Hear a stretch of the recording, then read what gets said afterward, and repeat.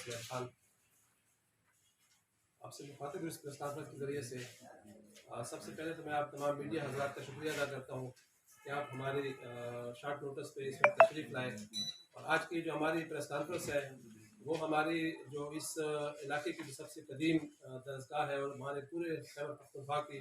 دوسری بڑی قدیم درسگاہ ہے اس کے حوالے سے جو ایشوز ہیں اس کے حوالے سے ہے۔ میرے ساتھ اس وقت اس پریس کانفرنس کے اندر جو موجود ہیں میرے دائیں ہاتھ پہ بیٹھے ہیں جناب لیاقت پھٹک صاحب جو گورنمنٹ یونیورسٹی پینشنر ایسوسیشن کے جنرل سیکرٹری ہیں، اور میرے ساتھ یہاں پہ موجود ہیں جناب زاہد محب اللہ صاحب جماعت اسلامی ڈی خان کے سابق امیر ہیں اور گومل بچاؤ تحریک کے روح رواں ہیں، ان کے کنوینر ہیں، اور ان کے ساتھ تشریف فرما ہے جناب حاجی محمد عقیل ڈبرا صاحب امیر جماعت اسلامی ڈیرہ اسماعیل خان۔ تو جیسا کہ میں نے بتایا کہ ہماری جو پریس کانفرنس ہے آج کی یہ گومل یونیورسٹی کے مسائل کے حوالے سے ہے۔ گومل یونیورسٹی جو اس صوبے کی دوسری بڑی قدیم یونیورسٹی ہے، اور اس یونیورسٹی سے مجھ سمیت ہزاروں طالب علم یہاں سے اپنے علم کی پیاس بجھا چکے ہیں، فیض یاب ہو چکے ہیں، اور اس وقت ملک کے اعلیٰ اداروں میں اور اعلیٰ عہدوں پر تعینات ہیں۔ لیکن بدقسمتی سے گزشتہ کچھ ہی عرصے سے کچھ سالوں سے گومل یونیورسٹی انتہائی جگرجو حالات سے گزر رہی ہے اور تقریباً اس وقت تباہی کے دہانے پر کھڑی ہوئی ہے۔ اس وقت اگر ہم یونیورسٹی کے معاملات کو دیکھیں تو یونیورسٹی مالی لحاظ سے، انتظامی لحاظ سے اور اخلاقی لحاظ سے اس وقت تقریباً تباہی کے دہانے پر پہنچ چکی ہے۔ اس وقت یونیورسٹی کا جو سب سے اہم ایشو ہے اس وقت یہ ہے کہ یونیورسٹی وائس چانسلر کے بغیر چل رہی ہے، پرماننٹ وائس چانسلر نہ ہونے کے۔ اور صرف یہ گومل یونیورسٹی ہی نہیں، اس وقت آپ اگر دیکھیں پورے خیبر پختونخوا کے اندر بہت ساری یونیورسٹی کے اندر ریگولر وائس چانسلر کی تعیناتی نہیں ہے اور ایڈ ہاک بیس پر چلایا جا رہا ہے، اور قائم مقام وائس چانسلر کا یا ایڈیشنل چارج دے کے چلایا جا رہا ہے۔ اور اس وقت آپ دیکھ رہے ہیں کہ جو ہماری پشاور یونیورسٹی بھی ہے اس کے حالات بھی ٹھیک نہیں ہے، وہاں پہ بھی تنخواہوں کی بندش ہے، اور وہاں پہ بھی اساتذہ پچھلے 1 مہینے سے پشاور یونیورسٹی بند ہے، اور جو ہمارے گورنر صاحب ہیں جو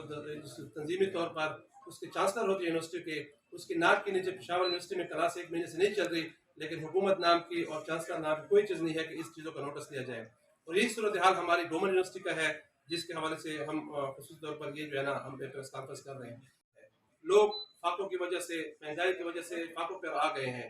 لوگوں کے پاس جو ہے نا 2 وقت کی روٹی کا حصول ناممکن ہو گیا ہے،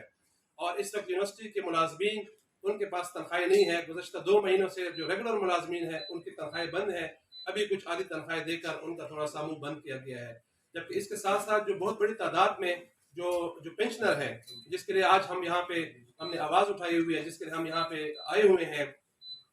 ان کا جنہوں نے اپنے زندگی کے قیمتی سال اس یونیورسٹی کو سرو کیا، اس یونیورسٹی کو بڑھانے میں، اس یونیورسٹی کو آگے لے کر جانے میں اپنے زندگی کے قیمتی سال بھیج دیے، آج ان کو گزشتہ جولائی سے ان کی تنخواہیں پینشن بند ہے، ان کو آدھی پینشن ملتی ہے، جبکہ اس جنوری 2023 سے ہے اس سے تو ان کی پینشن بالکل بند ہو چکی ہے، اور اس وقت ملازمین جو پینشنر ہیں وہ فاقوں کی نوبت ان کے گھروں میں آ چکی ہے۔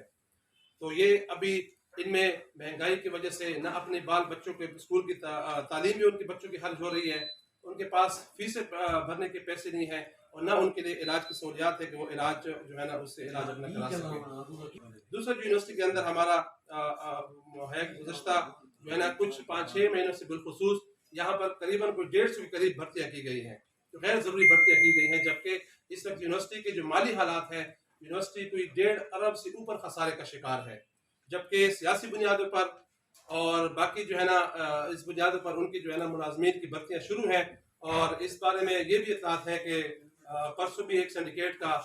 سلیکشن بورڈ کا اہتمام کیا جا رہا ہے جس میں ملازمین کی بھرتی کی جا رہی ہے، اور یہ ایسا سلیکشن بورڈ ہے کہ جس میں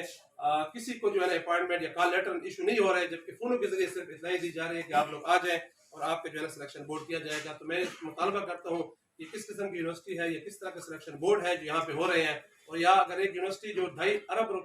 روپے کے خسارے میں ہے اس میں کیا ضرورت پڑ رہی ہے کہ آپ اس طرح کے جو ہے نا اس میں سیاسی بنیادوں پر بھرتیاں کر رہے ہیں۔ اور اس کے ساتھ ساتھ مختلف اداروں کے اندر، مختلف جو شہروں کے اندر ادارے کے ساتھ جو ایفیلیشن ہے گورنمنٹ یونیورسٹی کی ایفیلیشن جو دیے جا رہے ہیں اس میں بھی بہت بڑے پیمانے پر جو ہے لوٹ مار کا بازار گرم ہے، پیسے دیے جا رہے ہیں، اور اس کی وجہ سے اور نہ ان کا کوئی معیار ہے نہ کوئی اکیڈمکس کا دیکھا جا رہا ہے، اور یہ تمام جو ہے نا معاملات اس پہ بھی چل رہے ہیں۔ یونیورسٹی کے اندر جیسے میں نے کہا کہ بد انتظامی عروج کے اوپر ہے، وائس چانسلر نہ ہونے کی وجہ سے बद इंतजामी यहाँ पे उरूज पर है, और जिसका सबूत FIR की सूरत में, इल्ज़ाम तराशी की सूरत में, और आए रोज़ एडमिनिस्ट्रेशन के अंदर और वाइस चांसलर के ऑफिस के अंदर जो है ना लड़ाई झगड़े भी रोज़ का मामूल बन चुके हैं, जो कि बहुत ही अफसोसनाक सूरत हाल जो है ना बन चुकी है। और इसी के साथ साथ ये भी है मुख्तलिफ इस पे इंक्वायरीज भी हो चुकी हैं। यहाँ पे एक तरफ कहा जाता है कि मुलाजमीन के लिए तनख्वाहों के पैसे नहीं हैं और पेंशनर के लिए पेंशन के पैसे नहीं हैं, जबकि इसी अरसे के दौरान हम देखते हैं कि कुछ मखसूस अफराद को न सिर्फ पेंशन दी गई बल्कि उनके बकायाजात भी, जिनके ऊपर इंक्वायरीज हैं, जिनके ऊपर इंक्वायरीज टीमें बनी हुई थी, जिनके ऊपर इंक्वायरी रिपोर्टें आई हुई हैं कि उनसे रिकवरी की जाए, उनको बकायाजात की मद में भी लाखों रुपए उनको दिए जा चुके हैं। तो मैं समझता हूँ कि इसके ऊपर भी तहकीकात की जाए कि किस तरह से जो है ना वो उनको जो है ना ये एरियर्स जो है ना दिए गए हैं। और दूसरी मैंने बात कहा कि यूनिवर्सिटी इल्म का सरचश्मा होते हैं। इसी गवर्नमेंट यूनिवर्सिटी से मुझ समेत बहुत सारे हजारों लोग पढ़े हैं, हम सब यहाँ पे इस धरती के लोग इसी यूनिवर्सिटी से पले बड़े हैं, लेकिन इस वक्त यूनिवर्सिटी एकेडमिक वाइज बहुत ही नीचे हद तक जाकर गिर चुकी है। यूनिवर्सिटी के अंदर तालीम नाम की कोई चीज़ नहीं रही, और यूनिवर्सिटी का जो एनरोलमेंट है वो भी दिन ब दिन कम होते जा रहे हैं। कुछ मखसूस डिपार्टमेंट है जिनके ऊपर जो है ना और सेल्फ फाइनेंस के ऊपर जो है ना जोर दिया जा रहा है, लोगों से फीसें ली जा रही है। इस तरह एलाइड हेल्थ साइंसेज का एक बहुत बड़ा इशू है कि जिसकी अभी तक जो है ना किसी भी फोरम के साथ रजिस्ट्रेशन नहीं है, और सैकड़ों की तादाद में तलबा को एलाइड हेल्थ साइंसेज में रजिस्टर किया गया है, और उनसे फीसें लेकर उनका मुस्तकबिल भी इस वक्त क्वेश्चन मार्क है कि उनका मुस्तकबिल क्या होगा और वो किस तरफ जाएंगे। ये तमाम सूरत हाल थी। टाइम भी चूंकि वक्त की कमी है, मेरे दूसरे मौजूद दोस्त भी बात करेंगे, इसलिए मैं समझता हूँ और जमात इस्लामी का ये मौक़िफ़ है, और जमात इस्लामी हर वक्त जो भी ऐसे अवामी इशूज़ हैं इंशाल्लाह उस पर हम बात भी करते हैं। हालिया दिनों में आपने देखा कि हमने आटे के बहरान के हवाले से भी अपना भरपूर एहतजाज रिकॉर्ड कराया, और हम अभी भी समझते हैं कि उसके हवाले से जो कल बैसाखी ग्राउंड में एक वाक़या हुआ है, जो इंसानी कीमती जान हमारी चली गई है, इसके ऊपर भी इंतजामिया को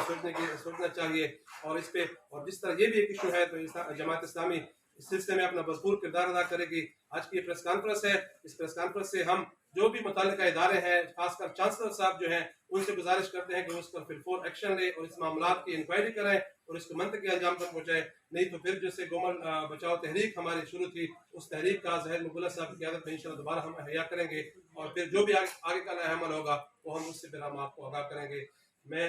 आप तमाम का एक बार फिर शुक्रिया अदा करता हूँ कि आप हमारे शॉर्ट नोटिस पे आए, और इसके साथ मैं अपने ज़ाहिद मुगला साहब जो यूनिवर्सिटी बचाओ और तहरीक के कन्वीनर हैं, उनसे गुजारिश करूँगा कि वो भी आपके सामने अपनी बात रखें। शुक्रिया।